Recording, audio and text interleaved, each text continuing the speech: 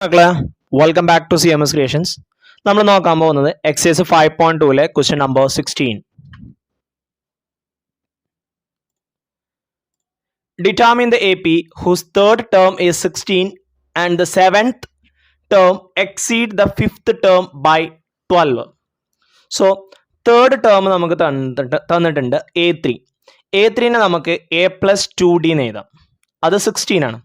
Then seventh term എന്ന് പറഞ്ഞു കഴിഞ്ഞാൽ ഫിഫ്ത്ത് ടേമിനേക്കാൾ 12 കൂടുതലാണ്. ആ കണ്ടീഷൻ വെച്ചുകൊണ്ട് A7 equal to A5 plus 12 എന്ന് എഴുതി. Seventh term exceeds fifth term by 12. Seventh term എന്ന് പറയുന്നത് ഫിഫ്ത്ത് ടേമിനേക്കാൾ 12 കൂടുതലാണ്. ഇനി സെവൻത്ത് ടേം എന്ന് പറഞ്ഞാൽ എന്താ? A plus 6D equal to fifth term എന്ന് പറഞ്ഞാൽ A1 plus 4D equal to 12. Then ഇവിടെയുള്ള എല്ലാ ടേമിനെയും ഇപ്പുറത്തോട്ട് കൊണ്ടുവന്നു. A1 മൈനസ് ആവും, പ്ലസ് 4D മൈനസ് 4D ആവും. സോ A1 ക്യാൻസൽ ആയിപ്പോയി.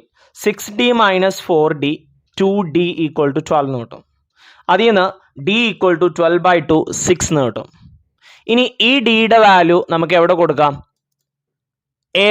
A1 plus 2D equal to 60 കൊടുക്കാം.